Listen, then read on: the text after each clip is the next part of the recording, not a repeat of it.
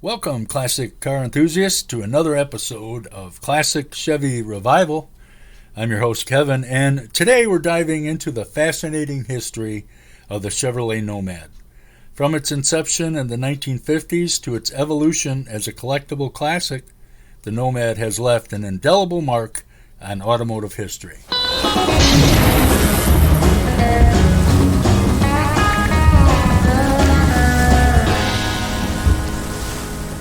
Chevrolet Nomad is a nameplate used by Chevrolet in North America from the 1950s to the 1970s.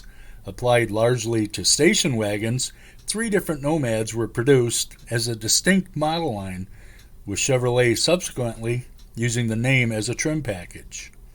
The first Chevrolet Nomad was conceived by Harley Earl and based on a Corvette platform.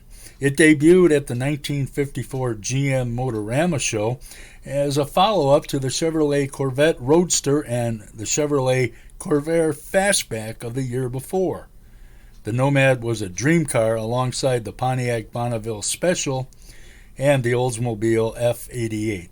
The latter two were experimental prototypes built on Corvette chassis, and after a warm public reception, the Nomad was placed into production for 1955 and joined the top echelon Chevrolet Bel Air passenger car line to become the first GM two-door station wagon. The original Nomad continued as a low production, well, by Chevrolet standards anyway, leader for the 1956 and 57 model years. While a number of America's car manufacturers produced two-door station wagons prior to the arrival of the Nomad in 1955, none are as visually striking and memorable as Chevrolet's Nomad. The General Motors Motorama provided a platform for Harley Earl to present his progressive dream cars. If the car got a great reaction, it was likely headed to the dealers as fast as possible. Harley Earl had some rather elaborate design ideas for the Corvette Nomad roof. He envisioned a stainless steel rear section that telescoped like a collapsible cup.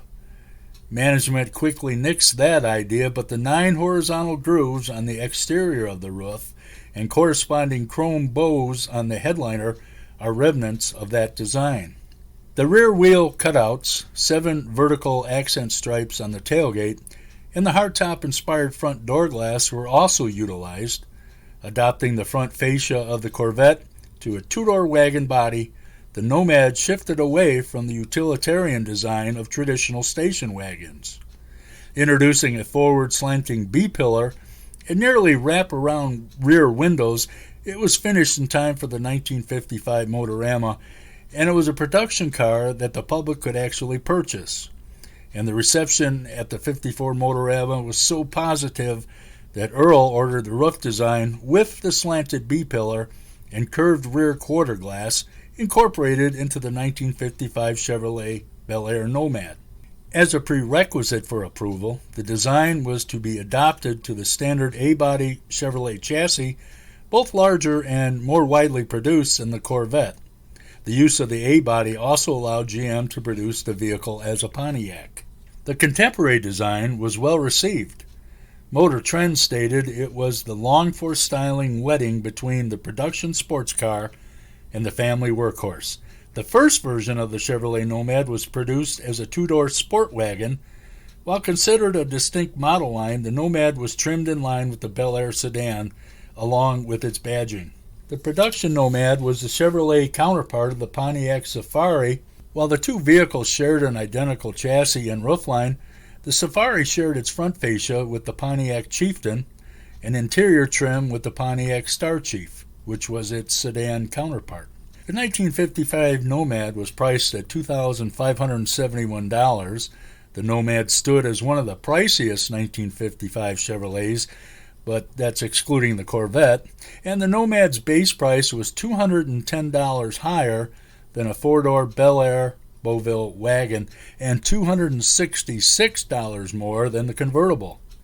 It featured a standard 265 cubic inch V8, and despite its Bel Air fender badging, the Nomad shared only the front fender trim and door trim with the Bel Air, emphasizing its distinctive roofline.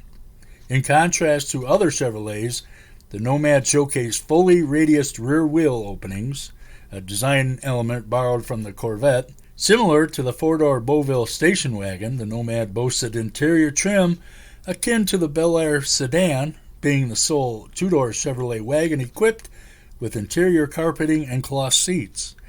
But despite its unique features like the forward-sloping rear window, tailgate, and B-pillar, the Nomad included a two-piece split tailgate and a flat-folding rear seat.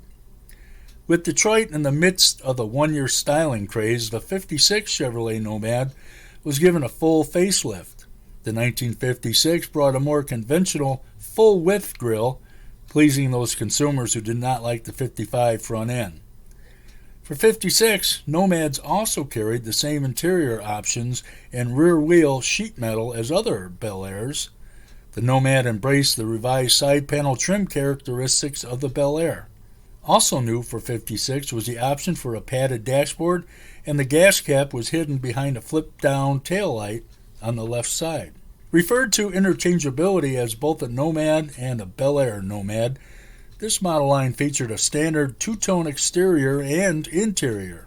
The Nomad bid farewell to the fully radiused rear wheel openings, with all non-Corvette Chevrolets adopting a larger rear wheel cutout.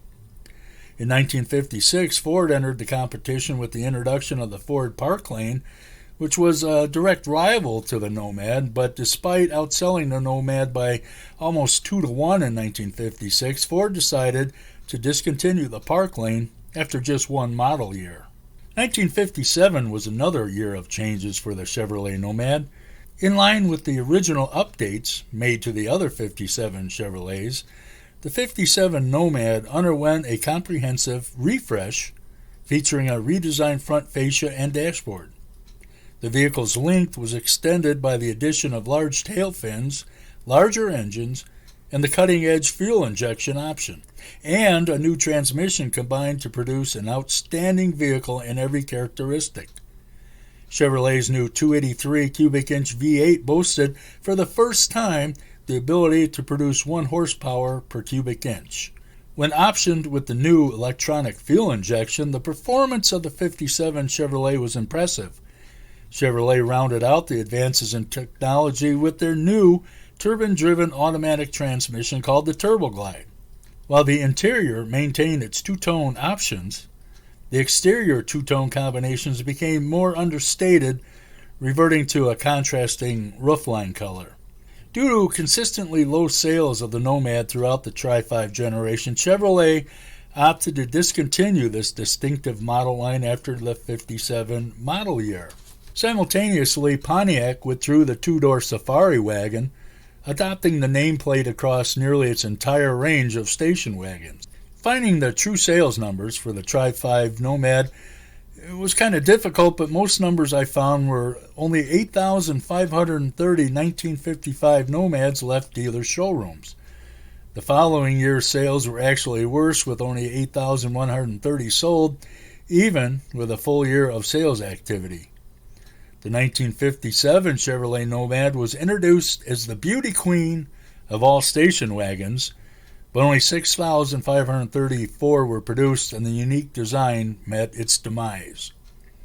It was expensive also, priced at $200 premium over the four-door wagon. The two doors were simply not enough. Station wagons were for hauling people and their stuff. So regardless of how stylish the Nomad was during its 3-year run, it accounted for less than 5% of Chevrolet's total wagon production, so its continued production could not be justified. And regarded as a milestone in vehicle design, the Tri-5 Nomads achieved considerable success, earning a prominent spot as a flagship model in the Chevrolet lineup. Unfortunately, customer concerns about the practicality and high price of the extensively optioned chrome-laden two-door luxury wagon that spelled their demise. In an effort to enhance overall sales, Chevrolet made the decision to discontinue the iconic Nomad after the 57 model year, although the Nomad name persisted in four-door models until the 1972 model year. The later years failed to capture the glory of the Nomad's golden era. And the Nomad arrived just in time to line up with the most famous Chevrolets that have been built The Tri-5 models, an icon for cars of the time.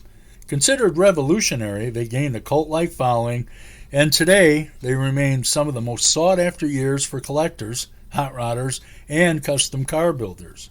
These days, the Nomad is considered one of the most collectible of the Tri-5 Chevrolet cars, marketed as the halo model of the Chevrolet station wagon line for the Tri-5 series.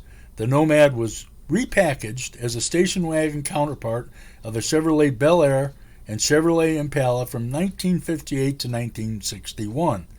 From 1968 to 1972, the Nomad returned as the base trim Chevrolet Chevelle station wagon.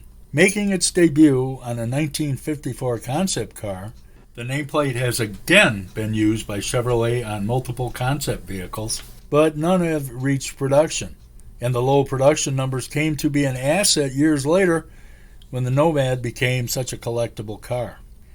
There you have it, folks. A very brief journey of the Chevrolet Nomad, which was a true icon of the Tri-5 era.